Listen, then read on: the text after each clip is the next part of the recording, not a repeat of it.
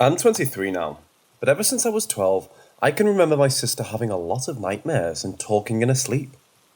Me and my family have always thought that my sister always acted weird the morning after she had those dreams.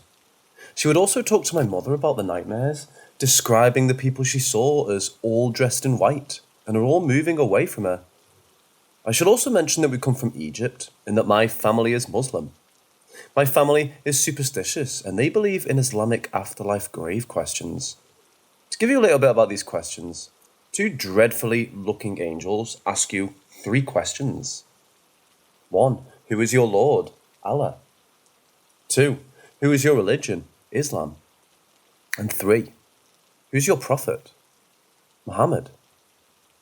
Your answers are based on only your faith and your good things in life. It's not based on personal knowledge. If you answer correctly, you are entitled to a good afterlife in heaven. And if you answer wrong, you're going to hell, and your punishment starts in the grave. You can read more about this by googling Munkar and Nakir. I'll get to my story now, folks. Sorry for spending so much time on this. So basically, I recently moved out from my apartment 3 weeks ago, where I was living with my mother and sister in a 1-bedroom apartment. A week ago, my uncle who was in Egypt died. The same night that my uncle died, at around 10:30 p.m, my mom was sitting on the couch in the living room when her phone rang. It was my dad, who doesn't live with them, calling my mom to tell her that my uncle had died. At the same exact moment, my sister, who was sleeping in the bedroom, walks out and stares at my mom and says, "Did Uncle Shady die?" My mom looks at her in shock and says, "Yes." My sister then turned around and walked back to her room and fell asleep. My mom was so shocked that she went to my sister and woke her up and asked her how did she know. My sister told my mom that she had a dream where my uncle was sitting in his grave trying to talk to my sister about the secrets of death, listing some of the bad things he had done in his life and didn't have time to repent for. And now he's being tortured in his grave. And that he's trying to repent, but he can't. And that his bad doings outweigh his good things in life. He made my sister swear on a book she thinks is the Quran to never tell anyone those things in detail.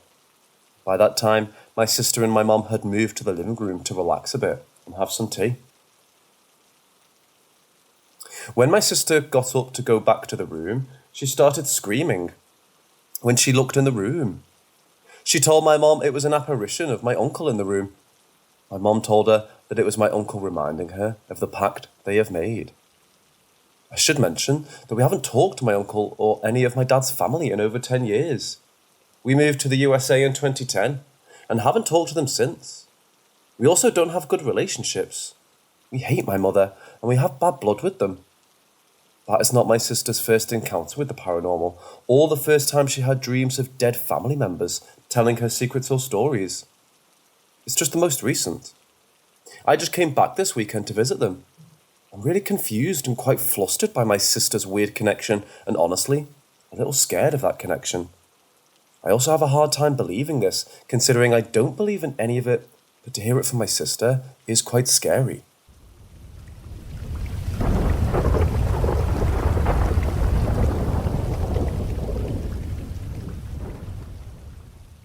I work as a nurse in a psychiatric unit, which is conveniently tucked away around the back of an old hospital.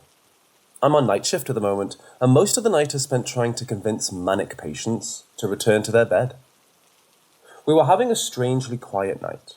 The staff usually sit in the corridor at the intersection between the male and female sides of the ward.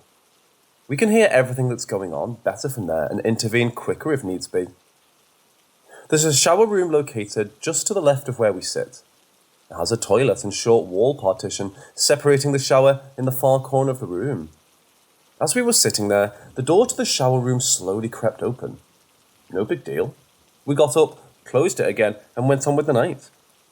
It happened again about an hour later, and again, we thought nothing of it. After closing the time a second door, though, we heard the sounds of water running. I got up to check and found the tap in the shower room was running. I thought it must have been faulty, but when I tried to turn it off, it spun easily and stopped running.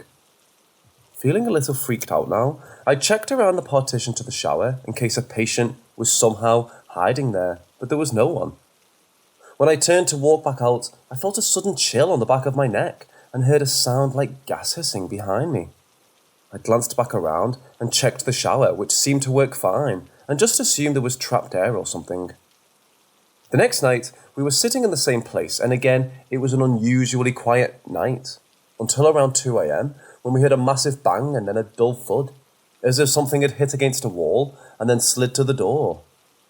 The noise seemed to be quite close, and we hurriedly looked through each dormitory and individual patient room, expecting that one of the patients had fallen, but everyone was still sound asleep.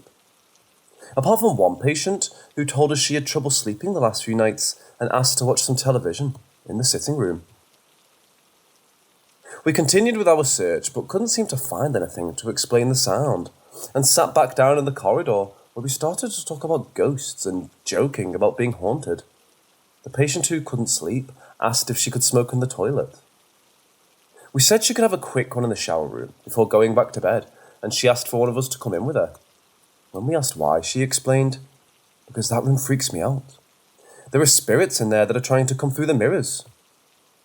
We heard stuff like this from patients on a regular basis, so we didn't think much of it. Offered her some reassurance, and I agreed to come into the bathroom with her. While we were in there, she talked about seeing the ghost of a man in her room, which kept her up at night. She then stopped talking abruptly and looked confused before going over to peer around the partition. I asked her what was wrong, and she shushed me and asked, in a whisper, if I heard what she heard. I admitted I couldn't hear anything, but asked her what she could hear. She said she thought she could hear a dripping sound, but there was no water running, and when she checked behind the partition, she heard a hissing sound. I suggested she finish a cigarette and get back to bed, and she asked for some medication to calm her down and then said, "Man, I hate that bathroom. The door opens and closes itself, you know." After she went back to bed, I was telling the other staff about this, and we were joking about how much of a freaky coincidence it is. We were still discussing it when the day staff came in. When the first nurse arrived, she came back over to ask how the shift was, and we asked her if she believed in ghosts in a jokey way. She said she didn't, but that she had bad memories of the ward that sometimes freaked her out. She told us the worst thing she saw was 20 years ago when she was doing the early checks on the ward once. She couldn't find one patient and went into the shower room because she could hear water running in there. She checked around the partition and found the guy lying dead in a pool of blood in the shower. He'd hacked himself to death with 2 blades. The nurse told us ever since that's happened, a few times she's gone into the shower room and felt a sudden rush of cold air, as if someone was trying to run past her. I might have to start looking for a new job.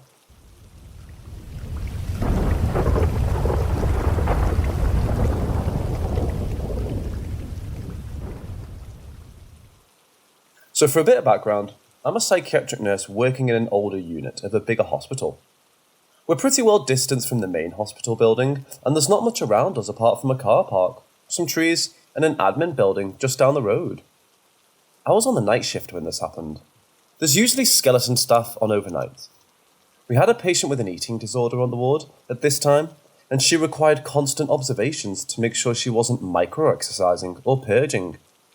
At night, we usually waited until she'd fallen asleep, and then positioned a member of staff just outside the dormitory she shared with 3 other patients, so that patients had a little more privacy to sleep through the night. Our ward is in a T-shape, with a male corridor and female corridor at either end, and the nursing station in the centre. We all sat at the centre of the T-junction so we could see and hear down each end of the corridor, and we had one member of staff sit outside the female dormitory at the very end of the female corridor. The chair the staff member sat on had its back to the fire door at the end of the corridor, facing along towards us, and we all took turns sitting there overnight. It was a fairly quiet night, with all the patients sleeping soundly. We usually had whispered conversations in the corridor amongst each other to keep us going, and on one occasion, I was sitting on the observation, chatting with a colleague, when she looked up behind me, confused. I asked her what was up, and she said she thought she saw something moving on the other side of the fire door. There was a small round window on the door looking out at the trees and path leading to the bins at the back of the unit. I told her to stop creeping me out, and we laughed about it, talking about the last night we had when all this stuff was happening, and she looked startled. She said she was positive something moved past the glass, and she dared me to get up and look outside. I was in the middle of not so politely declining this request when I heard a thud at the fire door behind me, like it had just been kicked.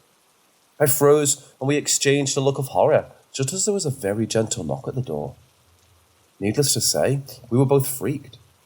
I jumped out of my chair and she came hurrying towards me, both of us full of nervous giggles.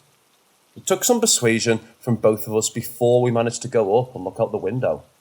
There was nothing there. The night went on, and we continued to joke and speculate about what we saw and heard. She brought up a chair next to me to sit outside the dormitory, and I insisted I wasn't going to look out that window for the rest of the night. Well, a few hours later, someone else was sitting on the observation, and I was chatting in the middle of the junction with another nurse. One of our colleagues steps out of the office at the junction, looks up the corridor, and gasps. She pointed at the fire door and said she was sure she just saw a pale face staring through the window before it vanished.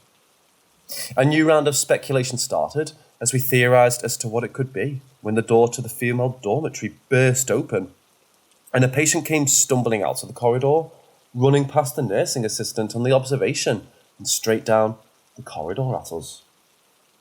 She looked terrified and half asleep, so we assumed she was sleepwalking. We caught her as she reached us at the junctions and began attempting to soothe her. She kept trying to push past our hands, muttering in a scared voice, "No, there's someone there, there's someone there." We tried to engage her, but she was either too deep in sleep or too groggy. Eventually, we managed to calm her and escort her back to the dormitory, but when she got to her bed, she stopped again and asked if the nurse had to stand over her all night. We assured no one was standing over her all night, and she looked confused, but allowed us to settle her into bed, where she promptly fell asleep. Our adrenaline was running high by this point, and matters weren't helped when the haunted tap started playing up again, turning itself on in the cursed bathroom. We were so freaked out, one of the nurses refused to walk about the ward on her own, while others remained sceptical about it all. It was maybe a week later, when we were back on shift. We had the same setup with one member of staff sat alone at the observation, and the rest of us in the middle of the corridor, when a nursing assistant stepped out of the office behind us and shouted, "Who the fuck is that?" She was loud enough to make us all jump, and we looked down the corridor to where she was pointing at the fire door, and the poor, pale, freaked out member of staff sat in front of it. The nursing assistant then explained, as she had stepped out of the office, she had glanced at the fire door and thought she saw something white shining in. When she did a double take, she realised it was a pale face of a blonde woman pressed up against the window. The nursing assistant said that after she shouted, the face dropped down, as if the person had fallen. We all went together to peer out, and of course there was nothing there. I called the site manager and suggested there might have been a person going around the building and looking through the windows. She didn't seem all that concerned with the story and just suggested no staff leave the building until morning. Of course, a paranormal encounter isn't the only explanation for this. A living, breathing person going around staring through our windows was creepy enough, especially since that fire door didn't have a lock and was often blown open by the wind. Another week or so passed and different staff rotated on shift. I told one of the nurses all the stories of what had happened to us on shift, and she was petrified, saying that she always got an eerie feeling on the ward at night. Later that night, a member of staff from another ward on the unit popped in to borrow something. He had worked at the hospital for almost 30 years and had been in every ward on the unit at some point. The nurse I was working with told me she was freaked out and asked if he had experienced any hauntings on the ward. He seemed amused and asked, "Like what?" She told him about the tap turning on and off and the patient claiming there were spirits in the mirrors. He seemed sceptical and shrugged it off, but agreed that was a new one to him. He then said that he'd never had any haunting or weird experiences on the ward, but said that a lot of staff through the years had complained about spooky stuff always happening at the female dormitory at the end of the corridor. Again, I'm not necessarily claiming this had to be down to ghosts or anything. This experience definitely wasn't as paranormal feeling, but it was definitely an uneasy feeling, to say the least.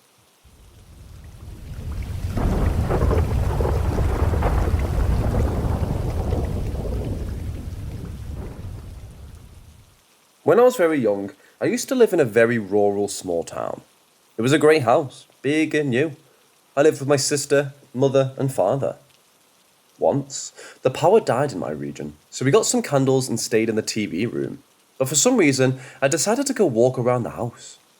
To understand this part, I have to explain a little about how my house is set up. One half of the house, the one that meets the street, has a tall iron fence, and the other half, which meets the neighbours' houses, has walls. So I was facing the part with the metal fence and looking at a room with a lot of windows. The windows all had white curtains. I was walking towards that room when I saw a glowing bluish silhouette of a man on the one window. It was a glow, like when a car shines its light upon something and it cast a shadow.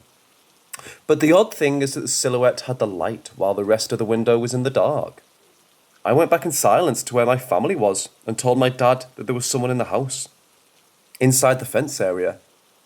He grabbed a knife since the power was out and there were no cell phones back then, and told us to stay inside while he searched the house. He came back sometime after saying he didn't see anything and asked me if I was sure. And the funny thing is I remember telling him, "Yes, Daddy, the blue man was behind that window," but there was nothing there. The other story also happened in that house, but I think I was a little more than 7. I just remember the before and after 7 of my childhood, because my father passed away at that age, and everything gets a little blurry. I was playing in the backyard with a ball by myself. I've been playing there for hours, kicking it into the backyard walls and running after it, things kids do, when suddenly my vision started to blur. The lights we had on the walls were getting brighter and brighter. I started crying and looking around, then I began to scream, "It's full of angels here," over and over. My mom rushed to me and asked if I was alright, and I just kept saying that she held me to her arms, and all the lights and shadows kept getting closer and closer. I don't remember anything after that, and I don't like asking my mom too much about that time and the city we lived in. I kind of think about this day quite a lot compared to the rest of my childhood.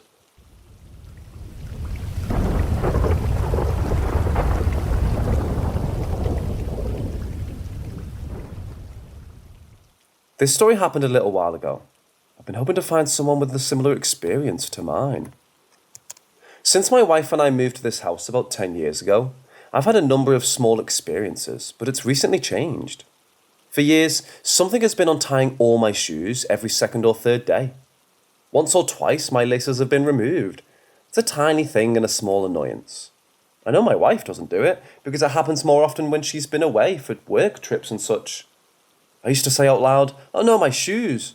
Good job, Ghost. This is a real problem for me," as a way to play it off as a joke, and to maybe have whatever was doing it, maybe think this was enough to really get under my skin. Then about a year ago, while I was alone in the house, except for my enormous dog who was sleeping downstairs, something very clearly whispered my name into my ear from very close by. It sounded like it was inches from my left side, right after my dog jumped me, ran up the stairs to the room I was in, and started barking at something. Then, about 3 months ago, whatever it was stopped messing with my shoes. Okay, fine. Then my wedding ring went missing. I put it down on my side table to do dishes, went back and it was gone. Well, fuck. So I spent days looking for it. 3 days later, I was laying on the couch watching a movie on my day off while my wife was at work. Something came flying up the basement stairs, hit a wall and bounced into the dining room and came to rest under the table. It hit the wall at an upward angle and hit hard. I went and checked it out. It was my wedding ring. Then I heard something in the basement. There couldn't have been anyone down there. My wife was at work. There's no basement windows to come through. We had an alarm system installed when we moved in, and my large dog is very protective. That's when I decided that my dog needed a walk, and we noped out over to a friend's place for the day. It's been quiet here since, kind of just waiting for something else to happen.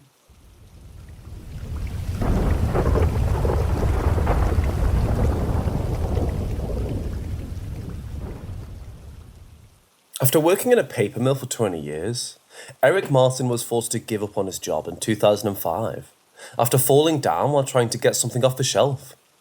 This fall left Eric with multiple slipped discs, and this meant that he couldn't work anymore. The situation forced his wife Shelley to start going to work after a really long time, and with the help of her connections, she was able to land a job in a hometown called Palmyra in Maine. The family were not eager to go to this small rural town, but since they had no other choice, they ended up moving to Palmyra. Thanks to the town's low cost of living, the family were able to get a big farmhouse with the money they had. Despite its beauty, the farmhouse was completely surrounded by forest and was extremely isolated. To reach the house, the family had to drive through a bumpy access road and then through a long driveway on the property. The farmhouse had a barn at about 20 metres on its left, and on its front was an open clearing of about 200 metres, followed by the tree line of the woods. During their first year at the house, Eric and Shelley made it a habit to sit on their front porch every night and drink coffee while looking at the front yard. So when Eric and Shelley were sipping on their coffee one night, Shelley noticed pulsating lights on the tree line in front of them. She immediately nudged Eric to show him what she was seeing, and when Eric saw it, he instantly concluded that there was someone illegally hunting on his property. To ward off this apparent hunter, Eric gathered his son, Sean, who had visited them that night, and walked towards the tree line to scare the hunter away. As they kept walking towards the tree line, Eric noticed that these pulsating lights were moving away from them. Within a few minutes, these lights moved back into the woods and disappeared. Eric and Sean had a hunch that the hunter left, but to confirm it, they decided to take a few steps into the woods and check. Within a few minutes after entering the dense woods, Eric and Sean felt as if something was walking parallel to them. They clearly heard footsteps at around 10 metres to the left, and it sounded as if something was following them. Fearing that this something was a predator, Eric and Sean escaped the woods at once. About a month after this incident, Eric's daughter Chelsea, along with her boyfriend Nathan, decided to take a walk inside the woods and along with their 2 family dogs. Chelsea removed the leash off the dogs after entering the tree line, and they ran into the woods playing with each other. After running for about 100 metres in the forest, the dogs came to a sudden halt and they started staring at something. When Chelsea and Nathan walked towards their dogs to see what caught their attention, they saw what looked like a huge dirt pile. Upon getting a closer look, they understood that it wasn't a dirt pile, but an intentionally created den. It had huge barks marking the base structure, and these barks were covered with moss, grass, and other fillers. This den had a circular opening right in front of it, and it allowed Nathan to take a look inside the den. As Nathan was trying to find something relevant inside the darkness-filled den, he started hearing abnormal growling sounds coming from it. Nathan was startled by these growls, and without giving a second thought, he took Chelsea and the dogs back home. After returning home, Nathan told Eric about this den, and it was then he understood that they saw this den exactly in the place where Eric and Sean felt as if they were being stalked by some predator. A couple of months later, with Eric and Shelley were sitting on the porch, sipping on their coffee one night, they noticed an eerily strange silence. They had been in this house for almost 2 years by then, and every night they heard multiple natural sounds coming from the forest. That night, however, they heard no such sounds, and the atmosphere around them was filled with a pin-drop silence. As they kept speaking over the coffee, Eric suddenly felt as if they were in danger, and he immediately started asking his wife to go back into the house, but Shelley kept fighting back. In the middle of their tussle, the couple suddenly heard a strange growl, and they immediately went silent. To see what was causing the sounds, Shelley flashed her light on the tree line and slowly scanned across it. As she scanned the tree line, she saw 3 unnaturally large wolves slowly come out of the centre of the tree line, and they were staring at them. Following them came 2 other wolves, but these wolves walked on 2 legs until they reached the tree line.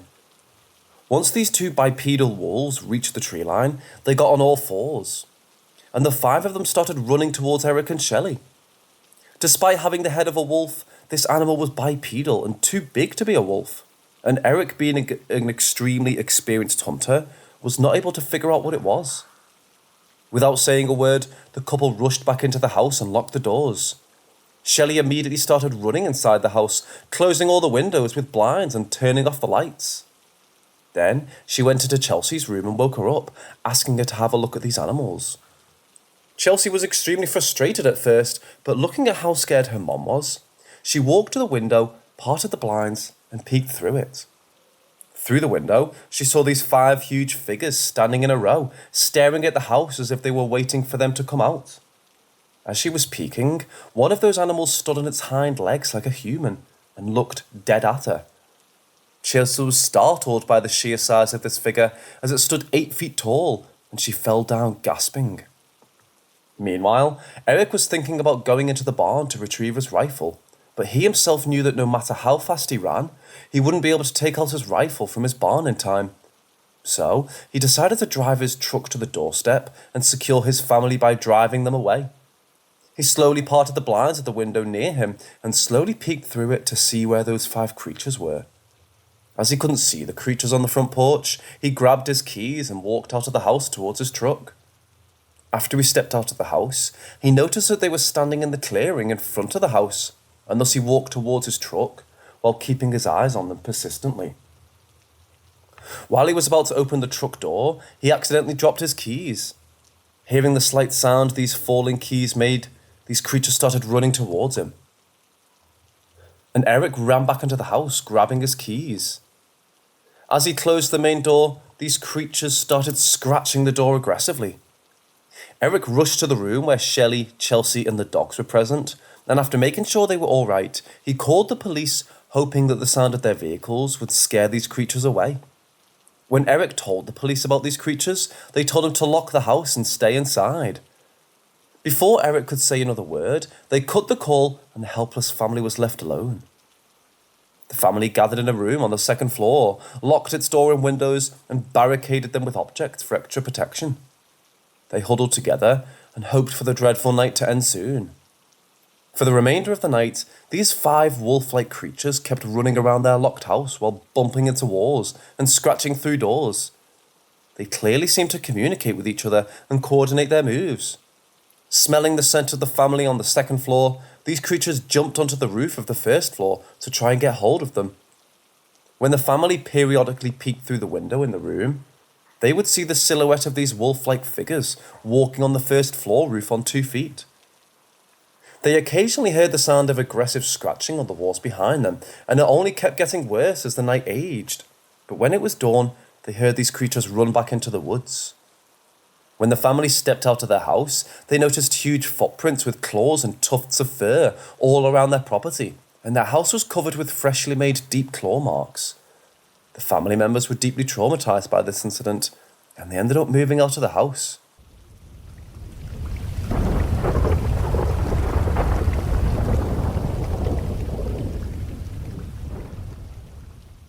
In the spring of 1988, an El Salvadorian family of 5 moved into their new house in Houston, Texas. The family was made of a 13-year-old Mel Trejo, her mother Chavez, her father Jose, her younger sister Jackie, and her older sister Maria. Because of the house's small size, the sisters did not have separate rooms. Thus, all 3 of them had to sleep in a single bedroom, and they were not particularly excited about it.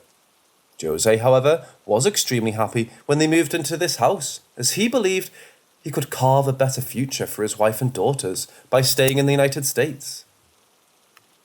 A few weeks after moving into the house, while the family were having their dinner together, Maria talked about a board game that gave answers to every asked question, and this board was called the Ouija board.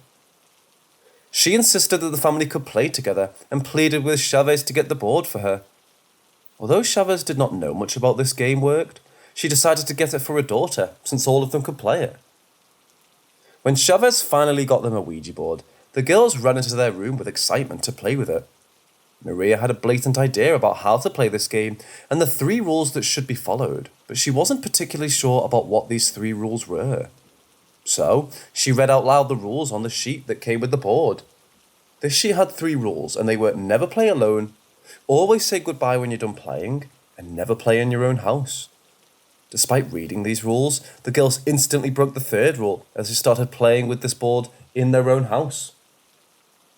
They placed the planchette on the board, placed their fingers on the planchette, and Maria asked the board, "Is anybody there?" As they didn't get any response, Maria asked the same question for the 2nd time, and even this time nothing happened. By then, Chavez came into their room and she watched the girls play with their new game. Maria asked the question for the 3rd time, and the planchette started moving towards the word yes. As everyone kept staring at the board in astonishment, Jackie started laughing and revealed that she was the one moving it.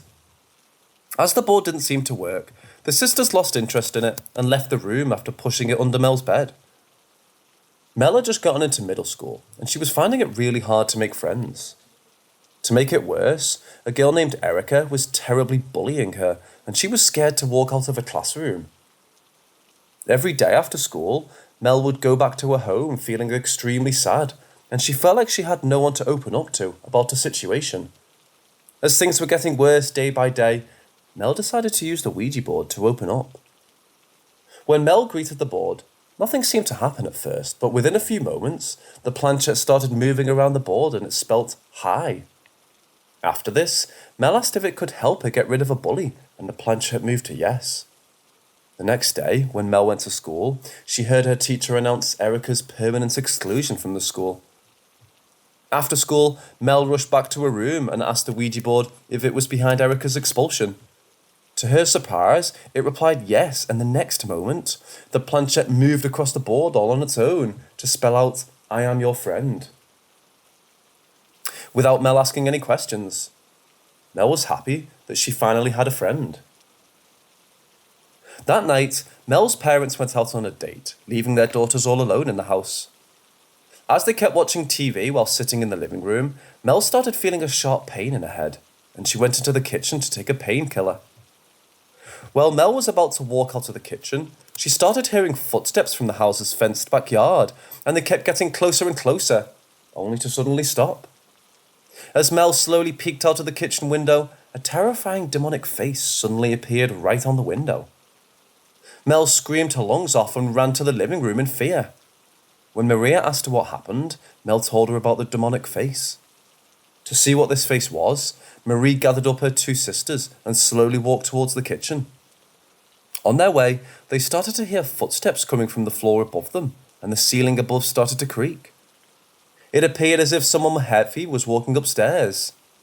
Thinking they had an intruder, the girls grabbed their shoes as weapons and slowly walked upstairs. Following the sound of footsteps, they reached their parents' closed bedroom. As Mel started twisting the doorknob, the footsteps suddenly stopped, and when the girls turned on the lights after entering the room, they found no one.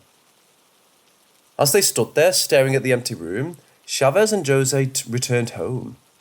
The girls rushed to their parents and told them about what had happened, but Jose's eyes rolled back, and he uncharacteristically shouted at them, asking them to go to bed at once.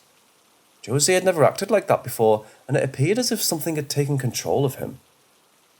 The time Mel spent with the Ouija board increased gradually with time, and at one point, all she cared about was spending more time with it. Maria and Chavez were getting worried about her obsession with the board, but they weren't able to stop her from using it. As this kept continuing, one night, Mel woke up from her sleep because of the sound of loud dragging footsteps in her room, and these footsteps seemed to be walking towards her. When slowly got down from her bed to see who was walking in her room, something grabbed her leg and started dragging her under the bed. Using all her strength, Mel escaped its clutches and pulled herself onto Maria's bed. Hearing Mel scream, her parents rushed to her bedroom. When Mel told her mother about what had just happened, she felt that her daughter was imagining things. According to Chavez, Mel's obsession with the Ouija board was the reason behind this occurrence. So, with the help of her husband, she grabbed the Ouija board from her daughter and threw it into a dumpster outside their house. After her mother snatched away the Ouija board from her, Mel started to miss her newly found friend who communicated with her through it. So one day, she decided to make her own board with cut-out letters, and she used an inverted drinking glass as the planchette. When she tried communicating with her mysterious friend using a handmade board, her new friend responded. When Mel asked this spirit about its gender, the inverted glass moved around and spelt female. One night, when Mel was walking towards the kitchen to grab a glass of water, she heard eerie, nonsensical chanting coming from the living room of the house. When she walked to the living room to see what she was making these chants, she saw her father. He was making these chants with his eyes rolled back, and it appeared as he was under the control of someone else. That night onwards, Mel's father's behaviour completely changed. The very next night, when Maria and Jackie were in the living room, their father stormed into the house and walked up straight to their mother to start an argument. He was extremely aggressive, and his voice made Mel tremble in fear. So, she immediately used her handmade board and asked her spirit friend if she could make him go away, and the board spelt yes. The very next moment, Maria started feeling intense heat, and she started to feel extreme rage. Possessed by this unknown rage, she grabbed her father's loaded gun and pointed it towards her father.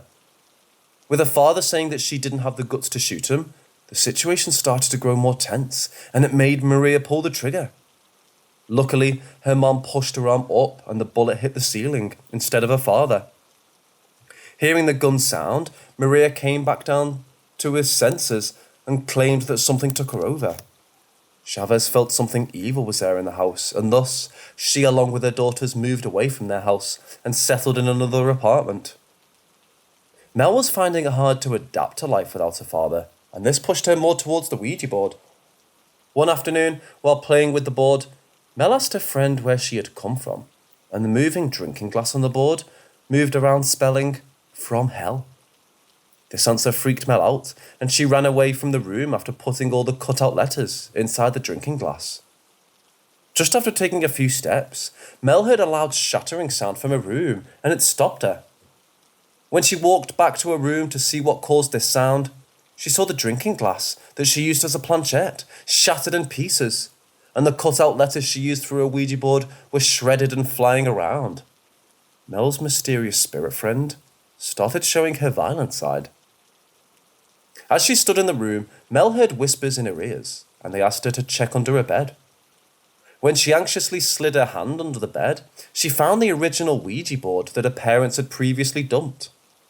Later that night, Chavez was woken up from her sleep because of feeling extremely cold. When she opened her eyes to correct her blanket, she started hearing footsteps in the hallway. The door of Chavez's room did not have a knob fitted in the designated hole, and thus it had a small opening in the place of the knob.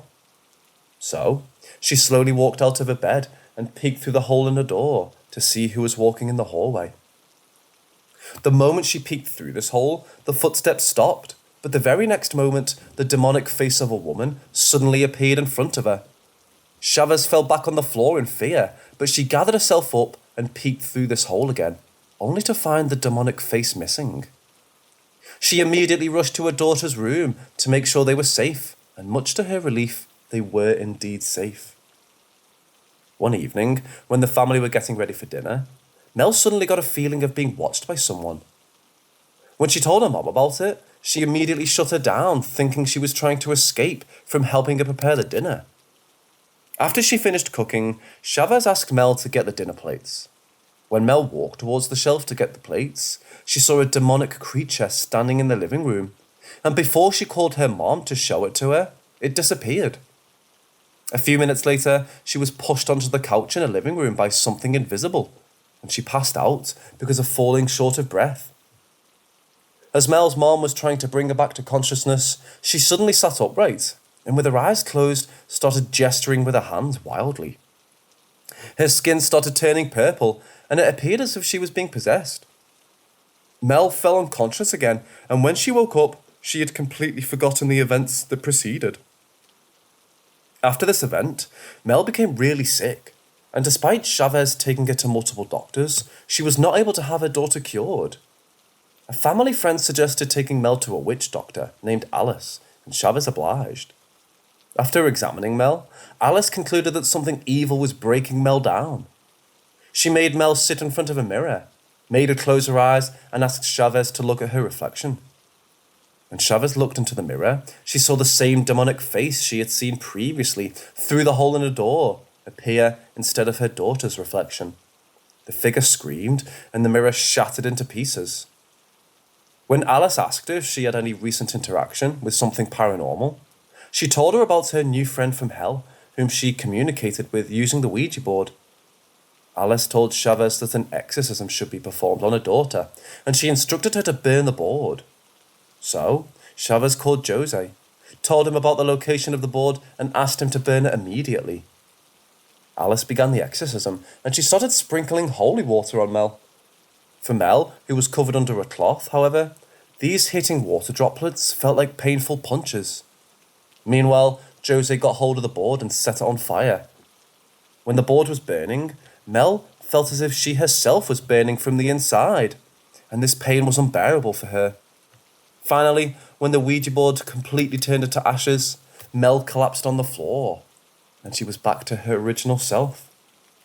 The paranormal events that followed her ceased after burning the Ouija board.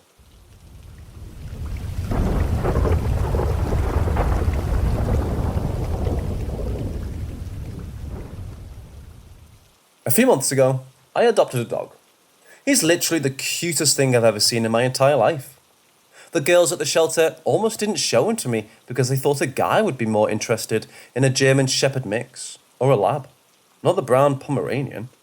The moment I saw him, I knew he was coming home with me. The shelter was unsure of his age. His previous family adopted him from somewhere else before surrendering him. They stated money issues, and the old family couldn't give him the care he needed. While I was there, I could tell the girls at the shelter were nervous around him for some reason. I didn't know why. He didn't really bark often, and he wasn't mean. No grey around his muzzle, so he wasn't that old. They called him Peanuts, but he wasn't attached to the name. I signed for him and paid the fee. In the next hour, he was home relaxing in a bed I'd bought for a bigger dog. In the end, I named him Alfred. It was because of the way he barked on the rare occasion he saw something outside he didn't like. He sounded like a British man saying the word bark instead of how a dog normally sounded like. I often mimic him to mock the poor little guy, putting on my worst accent we would bark together. Bark, bark. I say bark, good sir. It would make him stop barking quickly and look at me. My friends didn't really like him. They preferred big dogs and not little yippy things they called ankle biters, even though Alfie wasn't like that. Within the week, he also had many cute nicknames. Alfie, Ralphie, Pudding and Pie. He tolerated it all. The damn dog was spoiled and he knew it. Back then, a few people had gone missing from the park near where I lived. I only walked Alfie during the day, so I paid it no mind. I did notice the lack of homeless people in the recent months. I would give the more friendly ones change if I had any on me, but now the park was empty, I wondered if they were all doing all right and had just moved on to a better place to crash. Around that time, I got a new job.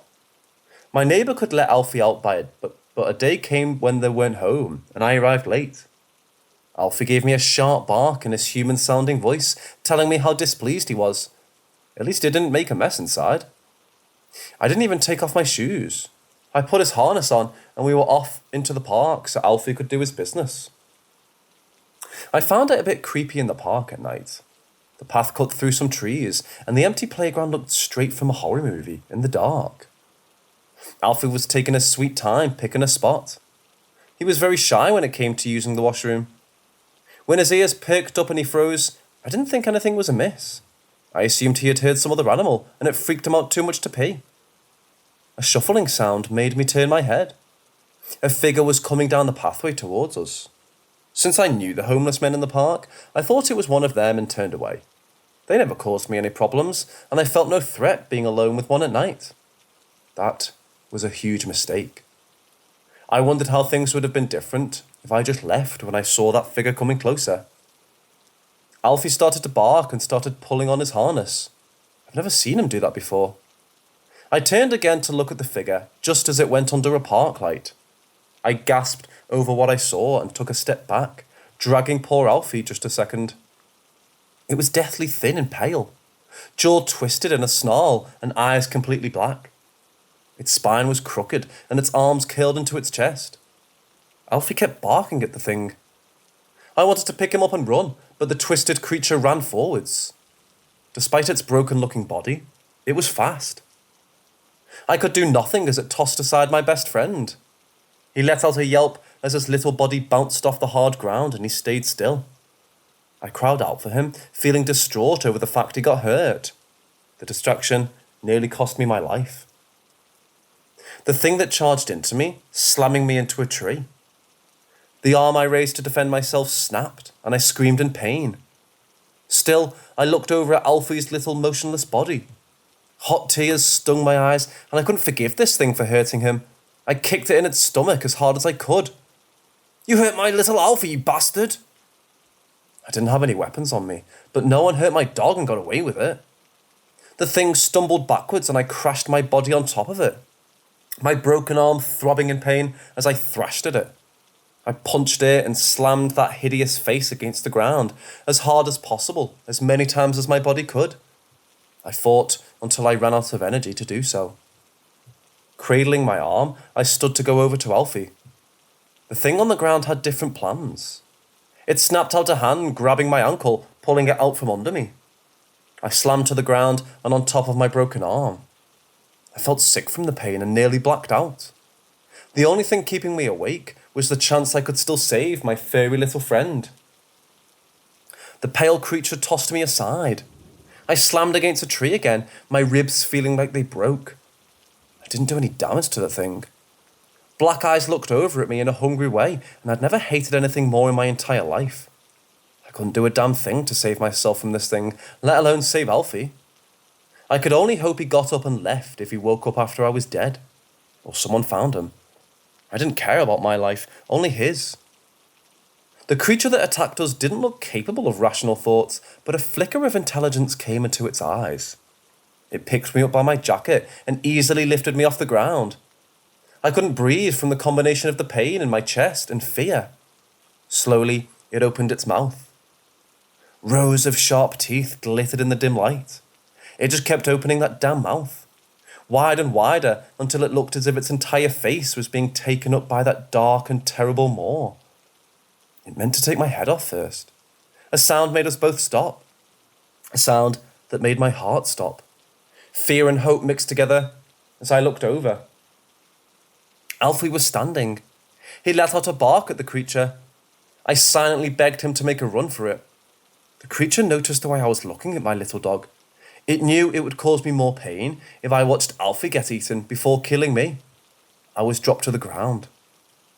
Unable to do much, I latched onto one of the pale legs, trying to slow it down. Alfie, run! Go home, please! Go home! I begged my little friend, who stayed put while barking. I may have been crying then. If I could do anything, it was to save my good boy. I couldn't even stand up. The creature limped forwards, dragging my body behind. We got even closer to little Alfie as I used anything left in me to help him avoid my same awful fate. Then something happened that I never expected. In the end, Alfie saved us. He stood down the creature, which was ready to kick him aside again. The little dog had a reason to stand still. It was something I was never aware of, and which may have stopped me from adopting him if I had known what he was hiding away. The creature was a few steps away from Alfie when my little friend started to change. His face twisted into a snarl I'd never seen before. I choked on air as his head started to twist around, all the way around until the snarling face was upside down. The creature stopped, confused. With a cracking sound, a tear appeared in Alfie's fur. Fiery orange light poured out as heat blasted the both of us. The creature started to take a few steps backwards. I clung to it, still not knowing what was happening, but refusing to let it escape after what it did. A look of horror came across both our faces as something started to appear from the crack in Alfie's back. A twisted shape made up of an amalgamation of black dog heads starting to appear. All their jaws were snapping and spit flew. The heat almost became unbearable. I was again tossed aside, but the creature was too slow. The snapping jaws had spotted its target. Alfie's little paws lifted off the ground slightly as the grass below him started to burn away. The tangle of jaws came forwards, catching the other monster. It screeched, trying to free itself. It even ripped its own arm off, trying to get free of the black hounds. Being so close to the burning jaws made its skin start to blister and blacken. My mouth dropped open as the sight, unsure if what I was seeing could even be real. In a few short minutes, those terrible hoons started to tear the twisted pale creature apart bit by bit. It could do nothing to save itself. I managed to sit up, chest aching, to watch as the remains were pulled into the opening that formed in Alfie's fur. Aside from scorched grass, no evidence remained of the struggling pale thing. The black hounds devoured it all. Then they went back from where they came. The opening closed up again, the light fading. Alfie's head snapped back into place with an audible click. I was left sitting in the park, doubting my own eyes and nursing a broken arm. At first, Alfie looked stressed. After what I'd seen, it would be understandable to leave him there. Instead, I opened my good arm to him, telling him to come over to me. He wagged his tail and leapt into my arms. The little guy licked my face, which he rarely ever did. I could never tell the police the real story of what happened in the park. I just said I was jumped and beaten up, and Alfie somehow scared the guy away. The cops didn't have anything else to go by, so they wrote it all down. A week after my attack, they found a guy in the park mugging and hurting women, so they just added my attack onto his list of crimes. He was going to be put away for the muggings anyway, so I didn't care to correct them. I've kept Alfie, but I'm unsure of what he is.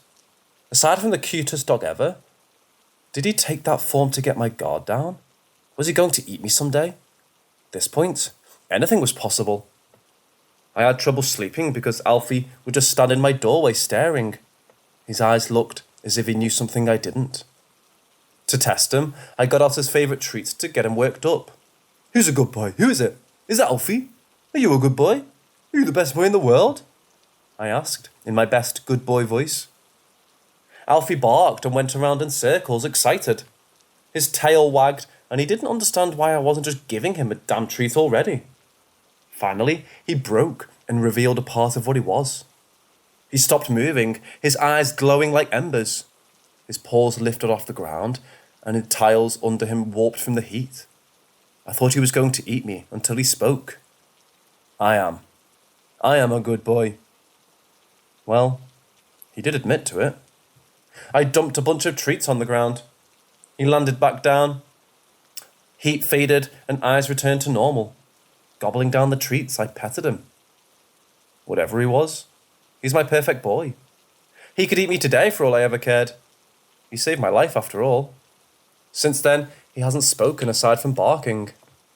In the end, Alfie was well worth losing my security deposit over.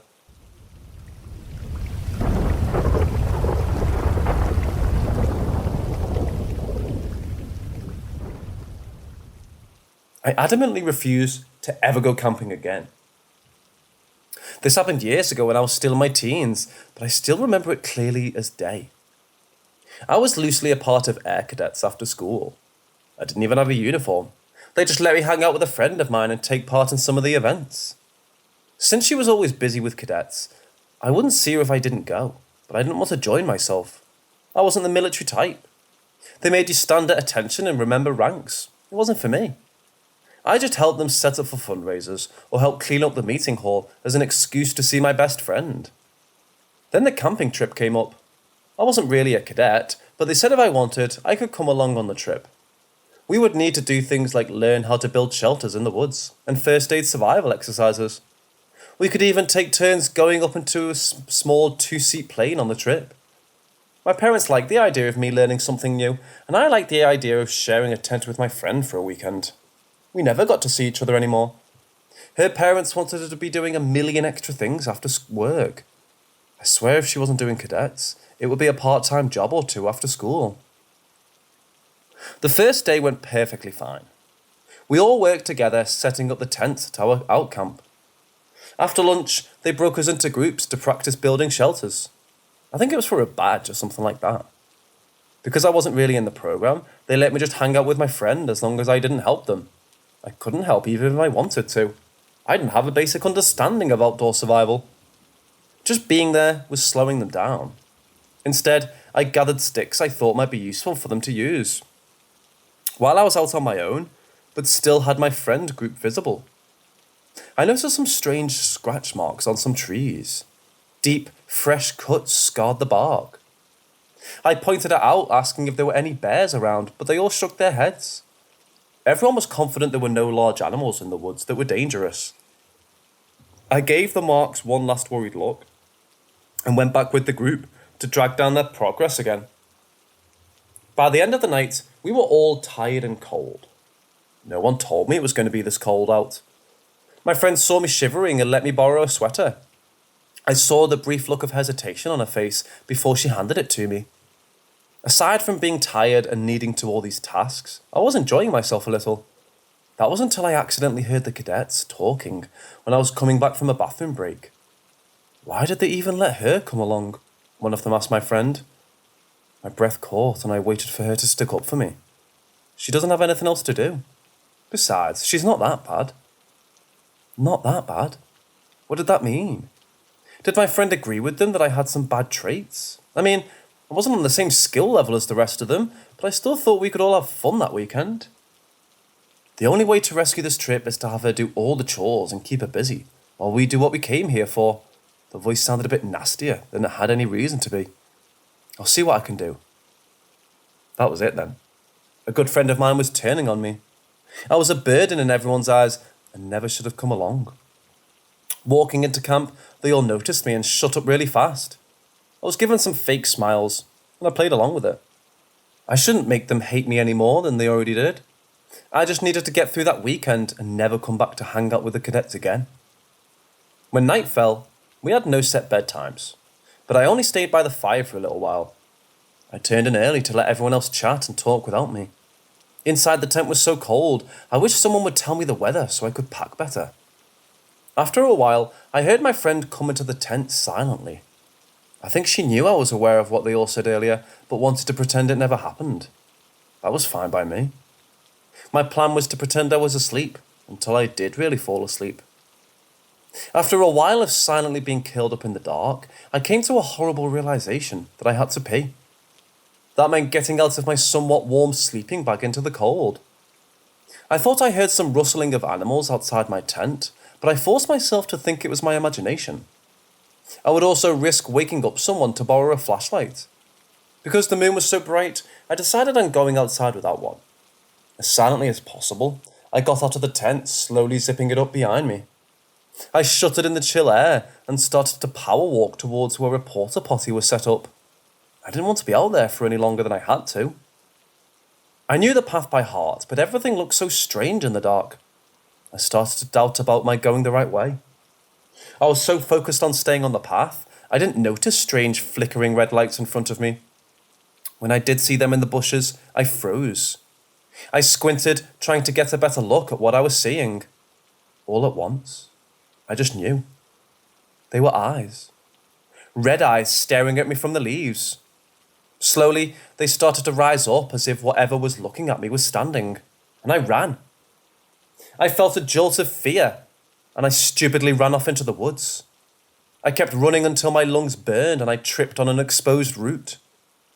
Only when I stopped moving, what I just did slowly sank in, and I started to feel pathetic. I'd gotten lost. God damn it, I was lost in the middle of the woods. I never should have gone on this horrible, good-for-nothing trip. I was just bringing everyone down with me. I've half-assed my entire life, and now I was going to die in the woods because of it. At least I was lost with a bunch of somewhat trained cadets in the area. If I fell and broke my leg, they knew what to do if I was found. If. The idea kept playing in my head. If I was found. People go missing all the time in the woods, never to be seen again. Lost people fall off cliffs and get eaten by the wildlife. Or they starve to death and then get eaten by wildlife. Or the wildlife didn't wait for nature to take its course and just eat the hopelessly lost still alive. I didn't have any training. Hell, I couldn't even build a shelter correctly. Unless someone found me, I would die out here. A bit of a jump for someone who was lonely and lost for a short while. Being in the woods in the dead of night for an hour felt like years. Too scared to walk further, I sat against a tree feeling miserable and so alone in the dark. I rubbed my arms together to try and stay warm. I just needed to last until morning, when people could start looking for me. I was with a bunch of people who knew what to do in this situation. Feeling sorry for myself, I sat getting colder by the second. I heard someone that turned my stomach to ice. A yipping, off in the distance. I knew coyotes might live in the woods, and I didn't want to find out. I debated on if it was better to stay put or leave. I didn't want to run across them to get mauled. I needed a plan. After calming down, I decided I would make a fire. It would keep me warm, and maybe the smoke would alert anyone who was looking for me. Getting up, I started looking for a clear space in the dark. The moon was almost full, making it easy to see. I found a small clearing close by and started brushing away leaves the best I could. I didn't want to set the entire forest ablaze. I knew the idea of how to start a fire, but never did it before. Once my spot was decided on, I gathered some rocks circling my clear space, as if that would keep the flames enclosed. Looking around, I started to gather sticks I felt to be dry enough to be useful. With an armful of sticks, I heard a noise. Twigs breaking behind me. I don't know why, but I thought it was someone coming to save me. It was a stupid thought. A wild animal was more likely, and that's exactly what it was. When I turned around, I was facing a massive bear just staring at me. Some of my gathered sticks tumbled out of my arms, but otherwise, I didn't move. There was no fight or flight in me, I just froze. My mind turned blank. No advice on how to deal with bears came. I only thought of one thing. I was going to die. Simple as that. It was a shock of how quickly I accepted the fact. I stood unable to move, my breath shortening until I was taking in quick, painful gasps. The bear started to take something waddling steps towards me, and I still didn't move. When it stood up on its back legs, a few more sticks fell from my arms from how badly my hands were shaking. Tears came to my eyes as I begged my body to do something, no matter how useless that might be. Finally, in the back of my mind, I heard someone telling me if it's a brown bear, you should make noise. Wait, was that right? What is a black bear you made noise to scare off? I was useless. I couldn't even remember the damn advice to save my life. I thought of my friends. I really hoped this bear ate every part of me and I was never found. I didn't want them to come across my mauled body. I saw the bear start to move a paw towards me and nearly fainted. I jumped when a flurry of motion came from the bushes next to us. A blur came out from the trees, slamming so hard against the bear, it knocked the thing over. I sat in disbelief. There was nothing that could take on a bear besides another bear. Nothing natural, that is. The spell was finally broken, and I darted back, tripping and falling painfully on my backside. Blood and fur flew as the bear roared, trying to fight off the attacker. It was being mauled by something smaller than it, but was still losing. My mouth hung open, watching the fight in the dark. The moon came up from behind a cloud, and I could get a better look at what had accidentally come to my rescue. I didn't believe it. I just couldn't. The beast raised its head, and I could see it clearly. A wolf's head swiftly moved to bite down into the bear's throat. I was watching a fight between a bear and a werewolf. There was no other way to say it. The wolf's body was human-like, covered in dark black fur. Muscles ripped under the fur, powerful enough to take on something as strong as a bear. A long tail thrashed around in the fight. The back claws looked like wolf, but the front was almost like human hands with sharp razor nails gripping onto the brown fur. It dug in fingers deep into the bear's flesh, blood seeping out and both creatures screaming. I should have run for it. I had no business being there, and yet my body was still frozen in fear. If the bear somehow won, it might eat me after it finished off the werewolf. If the werewolf won, it would eat me for sure. It was a tasty little dessert for either of these two. I could only hope they killed each other. I heard a horrible cracking sound and one last grunt from the bear as the wolf tightened its jaws deeply into the bear's neck. The massive brown animal fell still, and the wolf kept its jaws clamped down. Breathing heavy, I watched amazed as the claw marks and wounds from the fight started to heal on the wolf's body. In a few minutes, they all closed up, making it look good as new. Releasing its jaw, it stood up on strong back legs, head pointed up in the air. The wolf let out a victory howl so loud it rattled my bones. To my horror, I heard more howling and answering back in the distance. There were more of these creatures in the woods. After it finished howling, it turned its head and red eyes found me. Slowly, it faced me only a few feet away. I was still shaking, but not as much as before. Thank you. My voice was so low and trembling, I could barely hear myself. Large ears twitched at my voice. I couldn't tell what kind of expression it had aside from scary. Looking from between me and the bear, it made a choice. Getting on all fours, it took the bear by the neck once again and started to drag it into the woods, disappearing with its meal. I watched it leave, but the relief didn't hit me until the sun started to rise. I sat staring at the spot I'd last seen the wolf as the sky started to lighten. When my campmates finally did find me, they were all in a panic. Our adult supervisors were going to call in some professionals, but they came across me within an hour of my best friend noticing me missing. It was a little embarrassing getting lost so close to camp. They were all glad that I stayed put and didn't keep going further into the woods, making it nearly impossible for them to find me. I never told them why I was so scared of staying in the same spot for most of the night. Until that point, I haven't told anyone what I saw. I soon fell out of touch with my best friend I went on a trip to see. Our lives just became too different. Because of that one camping trip, I became a city person and refused to ever go into the woods again.